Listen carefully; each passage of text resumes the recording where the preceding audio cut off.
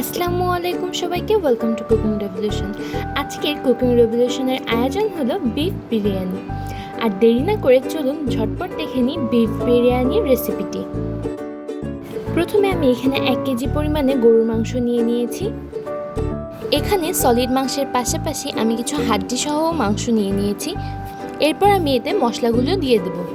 প্রথমেই দিয়ে দিচ্ছি 1 কাপ পরিমাণে বাটার মিল্ক। আপনারা এর বদলে টক দইও ব্যবহার করতে পারেন। এখানে দিয়ে দিচ্ছি 2.5 টেবিল চামচ পরিমাণে রসুন বাটা, 1.5 টেবিল চামচ পরিমাণে আদা বাটা এবং দিয়ে দিচ্ছি 1 টেবিল চামচ পরিমাণে জিরা বাটা।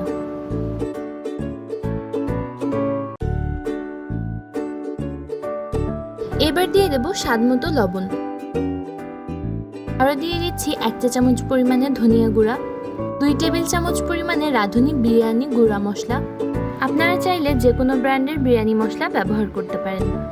এবার আমি সব মশলাগুলোকে ভালোভাবে মাখিয়ে নেব। এবার আমি এটা আরও দিয়ে দেব 2টা টমেটো এবং কিছু কাঁচা ঝাল। আমি এখানে ফ্রোজেন টমেটো ব্যবহার করেছি, আপনারা চাইলে ফ্রেশ টমেটোও ব্যবহার করতে পারেন। এবার আমি এগুলোকে সুন্দরভাবে ব্লেন্ড করে নেব। দেখুন কি সুন্দরভাবে এটা পেস্ট হয়ে গিয়েছে। এবার আমি এই সম্পূর্ণ পেস্টটা এই মেরিনেশনের মধ্যে দিয়ে দেব।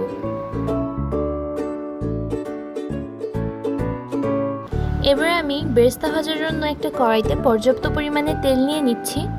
তেলটা একটু গরম হয়ে এলেই আমি পেঁয়াজগুলো দিয়ে দেব। এখানে আমি সম্পূর্ণ দেশি পেঁয়াজ ব্যবহার করেছি, কারণ দেশি পেঁয়াজের বেরেস্তা বেশ কড়মড়ে থাকে। বড় পেঁয়াজ দিয়ে বেরেস্তা করলে বেরেস্তাটা কিন্তু বেশি ভালো হবে না, সেজন্য চেষ্টা করবেন দেশি পেঁয়াজ ব্যবহার করার। বেরেস্তা তুলে নিয়ে আমি এখানে বেশ কিছু পরিমাণ আলু দিয়ে দিচ্ছি। আলুগুলো বেশ ভালোভাবে ভাজা হয়ে গেলে আমি আলুগুলোকেও উঠিয়ে নেব। এর মধ্যে আমি সামান্য পরিমাণ লবণও দিয়ে দিয়েছি। আলুগুলো ভাজা হয়ে গেলে কড়াইতে যে পরিমাণ তেল রয়েছে তা থেকে আমরা কিছুটা তেল উঠিয়ে রাখব। আমি এখানে প্রায় অর্ধেক পরিমাণে তেল উঠিয়ে নিয়েছি। এবারে একই তেলেই আমি মশলা থেকে শুধু মাংসের টুকরোগুলো উঠিয়ে দিয়ে দিচ্ছি। পুরো রান্নাতে মাংস আমরা লো হিটে রান্না করব। এখানে মাংস থেকে পানি বের হয়ে আসছে। পানিটা শুকিয়ে গেলেই আমরা এই মেরিনেশনের যে মশলাটা ছিল সেটা দিয়ে দেব। মেরিনেশনের মশলার মধ্যে আমরা আরও কিছু জিনিস দিয়ে দেব। সেগুলো হচ্ছে তেজপাতা, দারচিনি, লবঙ্গ এবং এলাচ। এলাচ দেওয়ার পূর্বে এলাচগুলোকে আমি এখানে খুলে খুলে দিচ্ছি। চাইলে এলাচের গুঁড়োও ব্যবহার করতে পারেন। আর সামান্য পরিমাণে শুকনো ঝালের গুঁড়ো ব্যবহার করছি সামান্য রঙের জন্য। আপনারা চাইলে শুকনো ঝালের পার্টটা স্কিপও করতে পারেন। এবার আমি সবগুলো মশলা ভালোভাবে একসাথে মিশিয়ে নিচ্ছি। এদিকে মাংসের পানিও বেশ সুন্দরভাবে শুকিয়ে এসেছে। এবার এর মধ্যে এই মশলাটা সম্পূর্ণ ঢেলে দেব।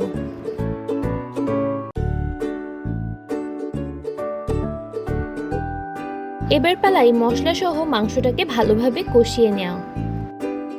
মাংসটা কষাতে কষাতে এবার আমরা বিরিয়ানির জন্য ভাত রান্না করব। ভাত রান্নার জন্য আমি এখানে লবণ দিয়ে পানিটা আগে ফুটিয়ে নিয়েছি। এখানে 800 গ্রাম চালে আমি 1.2 লিটার পরিমাণে পানি দিচ্ছি। পানির ভেতর আমি দিয়ে দিচ্ছি শাহি জিরা, কাজু বাদাম কুচি, জয়িত্রী, কিশমিশ এবং দারুচিনি। আরও দিয়ে দিচ্ছি এলাচ এবং লবঙ্গ। এই সবগুলো একসাথে আমি পানিতে দিয়ে দেব। মশলাগুলো দিয়ে দেবার পরে আগে থেকে ধুয়ে রাখা পোলার চালগুলো আমি দিয়ে দেব। এই পোলার চালটা আমি সম্পূর্ণভাবে রান্না করব না, সেজন্যই আমি অল্প পরিমাণ পানি দিয়েছি স্বাভাবিক রান্নার তুলনায়। কারণ সম্পূর্ণ রান্না চাল দিয়ে যদি বিরিয়ানি বসানো হয় সেক্ষেত্রে ভাতগুলো গলে যেতে পারে। সেজন্য একটু চাল চাল থাকা অবস্থায় আমরা ভাতটা নামিয়ে নেব। আর সেজন্যই কম পরিমাণে পানি দিয়েছি। এখানে আমি মোটামুটি 1.5 টেবিল চামচ পরিমাণে সয়াবিন তেল দিয়ে দিচ্ছি। কড়াই থেকে যে তেলটা উঠিয়ে রেখেছিলাম এটা সেই তেল থেকে দিয়ে দিয়েছি। এরপর দিয়ে দিচ্ছি 1 টেবিল চামচের মতন ঘি। আপনারা চাইলে ঘি এবং সয়াবিন তেলের পরিমাণ কমিয়ে বা বাড়িয়ে দিতে পারেন, অর্থাৎ ঘির পরিমাণটা একটু বেশি দিয়ে সয়াবিন তেলের পরিমাণটা একটু কম দিতে পারেন। আরও দিয়ে দিচ্ছি আদা বাটা এবং রসুন বাটা। এবার এটিকে একটু মিশিয়ে নিয়ে রাইস কুকারে বসিয়ে দিচ্ছি ভাতটা হওয়ার জন্য। এদিকে মাংসটাও বেশ ভালোভাবে কষানো হয়ে গিয়েছে।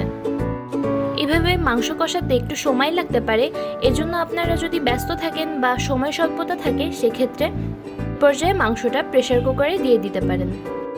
এখানে মাংসটা প্রায় হয়ে এসেছে। আমি এতে সামান্য পরিমাণে লবণ দিয়ে দিচ্ছি আর পর্যাপ্ত পরিমাণে পানি দিয়ে দিচ্ছি। পানি দেওয়া হয়ে গেলে এতে আমরা আগে থেকে ভেজে রাখা আলুগুলো দিয়ে দিব। মাংসটা আরো কিছুক্ষণ নাড়িয়ে চাড়িয়ে জ্বালিয়ে নেব। দেখুন মাংসগুলো বেশ ভালোভাবেই সিদ্ধ হয়েছে।